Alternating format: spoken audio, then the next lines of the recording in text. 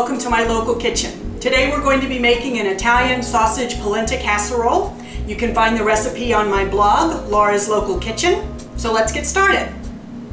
I always begin by assembling my ingredients, or mise en place. These are all listed in the recipe ingredients, and I'll describe them more as I go through the recipe.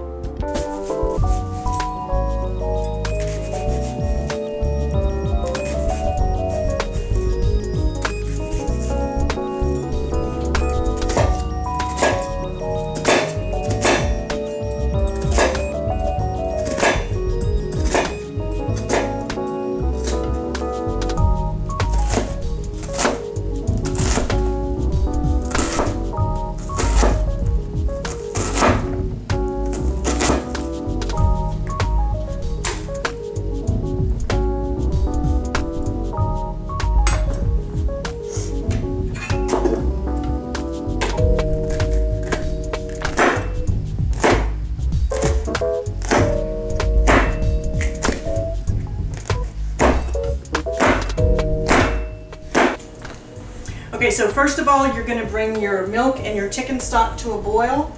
So I'm going to pour 4 cups of chicken stock and 4 cups of milk into this pot and put it on high heat. And you'll also notice that I have another smaller pot behind it with some more milk and water. That way, if my polenta starts getting dry as it cooks, I can add some warm liquid to it to moisten it back up.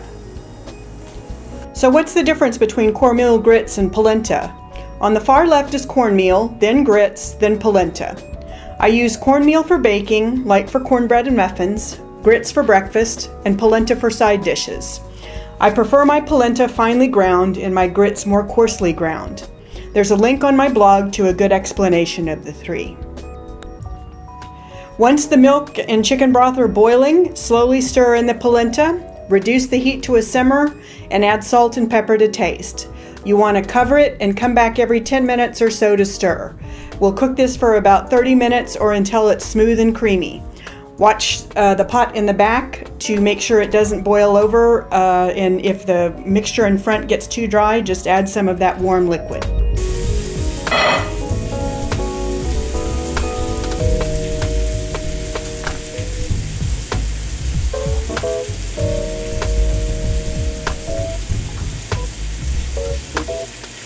My local grocery store stocks both Italian sausage and chorizo in bulk. If yours doesn't, just buy uncooked prepackaged brats, like Johnsonville's, or chorizo, and cut open the casing. So here is my sausage.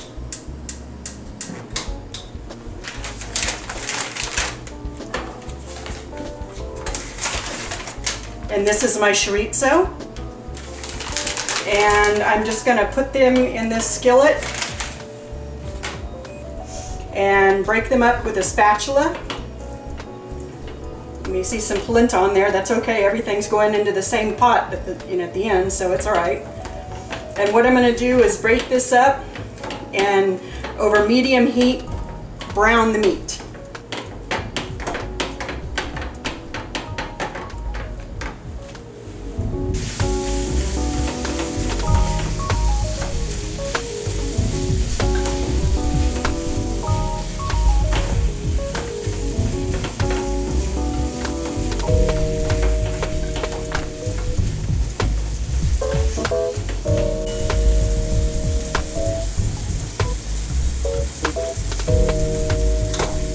Once the meat is browned, just remove it from the heat. I've got a bowl here with a strainer. I'm gonna use that to drain the meat. Just set the skillet aside because we're going to use it again here in a minute. Just drain the meat to get some of that excess oil out of there. And then I'm going to discard this excess oil and then put the meat in the bowl and set it aside. So I wiped out my skillet that I browned the meat in. I'm going to turn the heat back on. I'm going to put a couple of tablespoons of olive oil in the skillet. And then I'm going to add my onions and saute them for a couple of minutes, then add my peppers and garlic and saute them for a couple of minutes.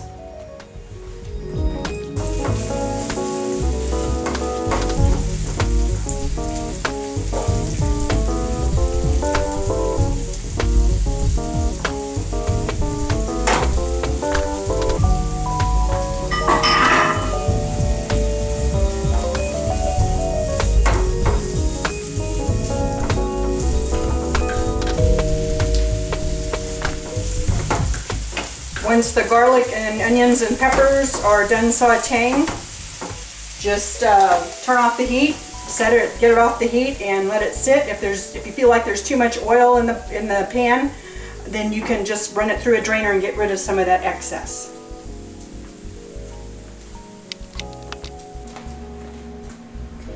When the polenta is about done cooking, go ahead and stir in your creme fraiche and Parmesan cheeses. Creme fraiche is a French-style cultured cream. It's a little bit thinner than sour cream. If you can't get it, you could use cream cheese, but just make sure that it's very, very, very soft, because you'll need, if it's not, you're not going to be able to get it stirred into the polenta. After you get all this stirred in, then take it off the heat and take it over to your workstation.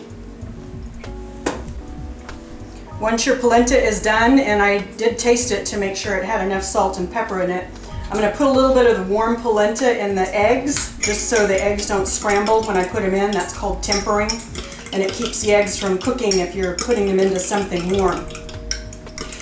So what you're going to want to do, depending on the pot you use, you just mix everything together in the same pot, and that's what I'm going to do. The fewer the dishes, the better, as far as I'm concerned.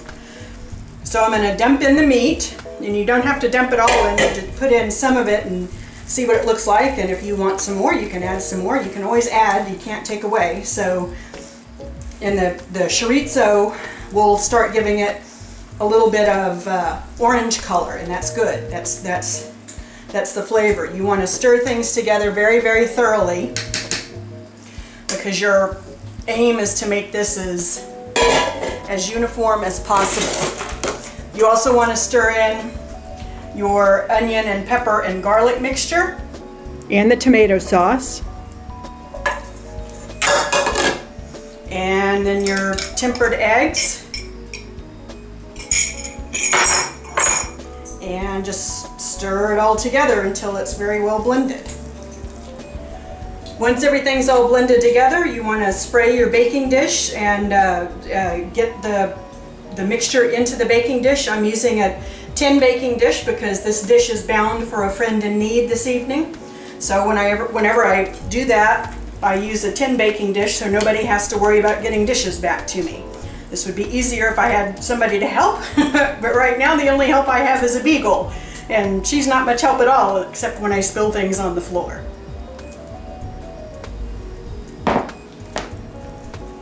Smooth it all out. Get it all even in the pan. Make it look nice and pretty. And what you're going to want to do is put it in a preheated 400-degree oven for about 30 minutes. And I'm going to set the timer and let it go.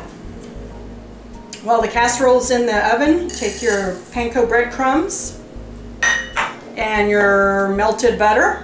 Pour the melted butter into the panko, and just using your hands, which works best when the butter is not blazing hot, just mix it all up to where the panko is very well coated.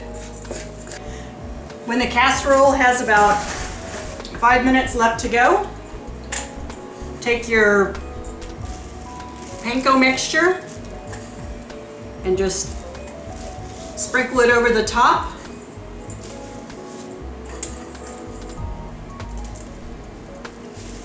As evenly as you can.